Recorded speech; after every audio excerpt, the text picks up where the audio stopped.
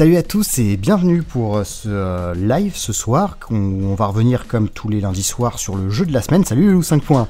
Sauf que ce soir, j'ai un invité un petit peu spécial. Salut à toi Gros Nénès. Tu pourrais, pour ceux qui ne te connaissent pas éventuellement dans le chat, te présenter. Alors je suis Gros Nénès, j'ai une chaîne YouTube qui parle de rétro gaming et qui est présentée par un agriculteur et sa vache gonflable. On me dit plus fort le son de Nénès, apparemment on t'entend pas bien, je t'augmente. Alors, pourquoi j'ai demandé à Nénès de m'accompagner pour ce live? Parce que Nénès, tu es quand même, je sais pas si on peut dire un expert, mais en tout cas un bon connaisseur des jeux de combat. J'aime bien, oui, j'aime beaucoup.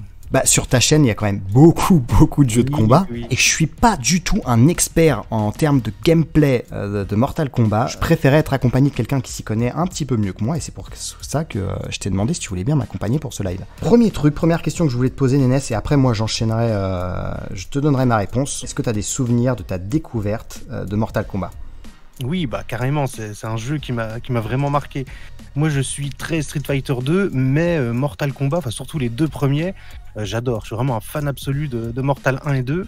Et la toute première fois que j'ai vu ce jeu, c'était sur la version arcade. Et moi j'avais, je devais avoir quoi, 11-12 ans, et c'était assez impressionnant, quoi. Le son, les giclées de sang, l'ambiance super sombre et tout. Mais seules les ténèbres existent, une noire et déprimante solitude qui te dévore l'âme. Est-ce que tu peux nous préciser qu'est-ce qui vraiment t'a scotché sur ce jeu? L'ambiance, vraiment l'ambiance, quoi. C'est pas que le sang, bon ça joue hein, forcément, mais c'est vraiment l'ambiance, quoi. D'habitude ça fait vachement de dessin animé, quoi, les jeux de baston. Et là vraiment on avait un truc avec les persos numérisés, ça donne un petit côté film.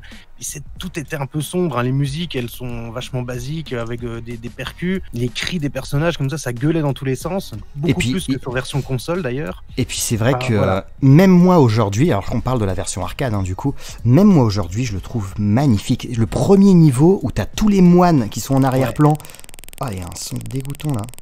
J'ai vu ton commentaire, parce que tu as commenté ma vidéo, et tu as dit effectivement que pour toi, il n'y avait que la version arcade qui valait vraiment le détour de Mortal Kombat. Clairement, pour moi, les versions console sont loupées, quoi. La version Super NES est plutôt jolie, assez fidèle à l'arcade visuellement, mais il manque toute l'ambiance un peu gore, quoi. Et la version Mega Drive, elle est moche, quoi. Ouais. Les couleurs sont dégueulasses, hein, faut dire ce qui est. Dans les commentaires de la vidéo, tu vas me dire toi ce que t'en penses, les gens se sont un petit peu clashés parce que t'as toujours, ça reste encore, hein, t'as toujours les pro Mega Drive et les pro Super Nintendo, donc les gens se disputent un peu pour dire non la version Super Nintendo est vraiment au-dessus, non la version Mega Drive, hein.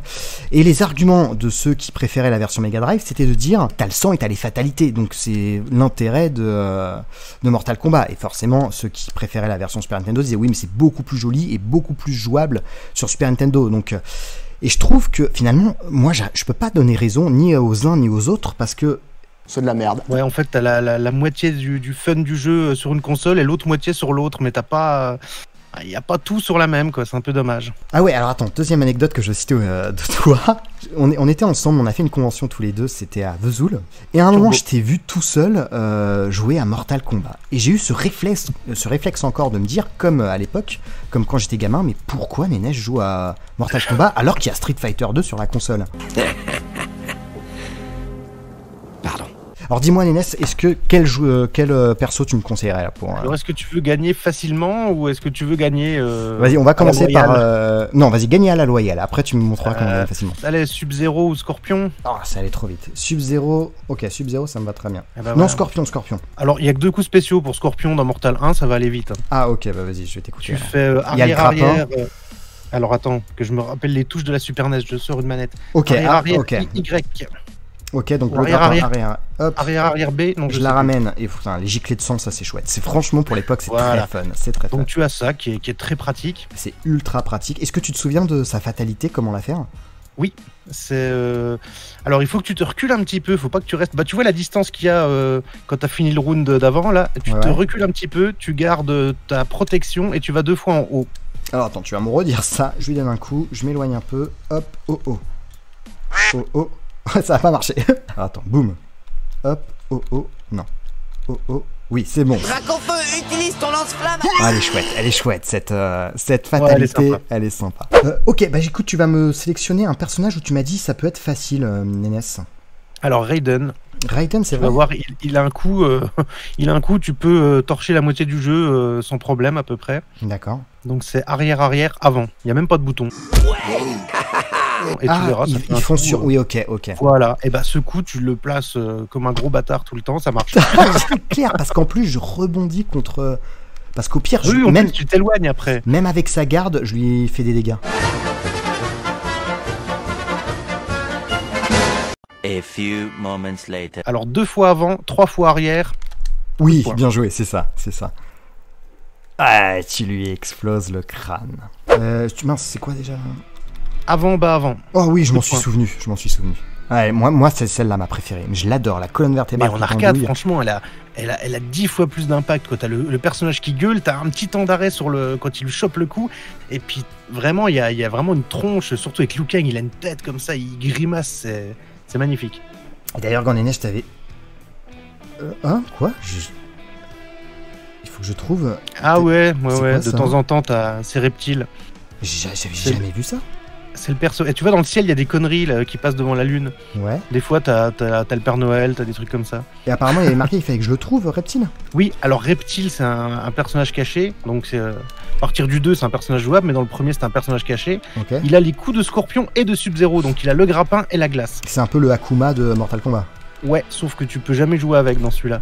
Ah, Et ok. pour le trouver, c'est super chaud parce qu'il faut faire 2 perfects et une fatalité sur le stage du pont, donc là où t'es actuellement. Ouais. Mais il y a un facteur chance. Alors je pourrais pas te dire exactement, hein, mais voilà, t'as une chance sur je sais pas combien. Donc il faut remplir toutes les conditions et avoir du cul. Ok. Et moi ouais, j'ai essayé en arcade de l'avoir, j'ai jamais réussi. Ok, d'accord. J'ai jamais réussi, ne serait-ce qu'à l'affronter, quoi. Ah ouais. Oh, Et de mais- temps en temps, il te fait des petits spoils comme ça, il passe c'est et il dit, sympa, coucou, j'avais- trouvez-moi. Pourtant, pour l'épisode, j'y ai joué au jeu, hein, que ce soit sur Super NES où j'ai passé du temps, c'est la première fois que je vois ça. Ouais, mais c'est pas très souvent, ouais. Bah écoute, Nénès, je crois qu'on va arriver au bout. Est-ce que tu as quelque chose peut-être à rajouter? Jouer à la version arcade, c'est la meilleure. Ouais. De Mortal Kombat 1, attention, je parle bien du 1, parce qu'à partir du 2, les versions consoles sont vachement améliorées, on va dire. En tout cas, Nénès, je te remercie énormément de m'avoir accompagné parce que j'aurais un peu galéré à animer du Mortal Kombat tout seul vu que je suis vraiment pas un expert de ce jeu-là. Bah de rien, merci à toi. Merci à toi et puis bah je te dis bonne soirée puis Ouais, bah, bonne soirée, puis bonne soirée à tout le monde. bah merci beaucoup. Je vous propose qu'on parle de l'épisode de samedi. J'ai beaucoup aimé les grands qui jouent aux jeux plus violents. C'était pareil avec mes frères qui jouaient à GTA Vice City quand j'étais petit. Mais ouais, c'est carrément ça. Alors, Wariji, Mortal Kombat était un des jeux qui a poussé à la création du système de classification. Qu'est-ce que tu entends par classification, Wariji? Peggy 16. Mortal Kombat, quand tu connaissais la fatality que personne ne maîtrisait et tu cachais ta manette pour pas qu'on découvre ton secret. Mais avec tous les jeux de combat. Avec tous les jeux de combat, tu cachais ta manette et c'était tellement rageant. Et le pote qui fait, mais comment tu fais pour faire une boule de feu? Bah tu fais ça plus B. Bah vas-y, montre-moi. Non, je te dis ça plus B. Et puis en fait, tu le défonçais. Quand quelqu'un te faisait ça, mais comment t'as envie de lui... Tu as joué au Mortal Kombat récent, Anto? Non, j'avoue que j'ai complètement lâché la série. En fait, je joue très peu à des jeux de combat, moi. Je suis SF2 et c'est tout. Alors, Samsung, sache Edouard que je suis en train de me retaper les 2 premières saisons de Rétro Découverte et bordel, j'aimerais tant ne pas avoir 16 ans et être né à l'époque du début du jeu vidéo.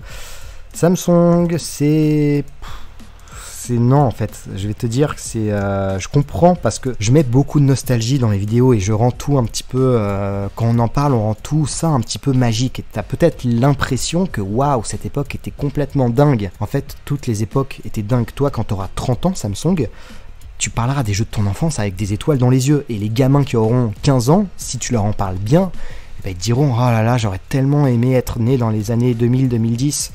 Ça leur semblera merveilleux. Le loup 5.1, saleté de nostalgie, des fois pas cool celle-là. Ouais non, elle est cool parce qu'elle elle rend les choses plus belles qu'elles ne l'étaient réellement. En vrai, elle rend carrément les choses plus belles. La nostalgie, elle est là pour ça, donc tant mieux. T'imagines si on déprimerait, on se dirait oh c'était nul dans mon enfance. Non, on a des étoiles dans les yeux. Alors ça nous évoque un peu de tristesse parce qu'on regrette cette époque-là, mais il faut pas. Je pense que voilà, il faut le prendre plutôt positivement et se dire bah c'était merveilleux, c'était chouette, voilà. Et aujourd'hui, on aura de la nostalgie dans 20 ans, on aura de la nostalgie pour l'époque qu'on vit aujourd'hui.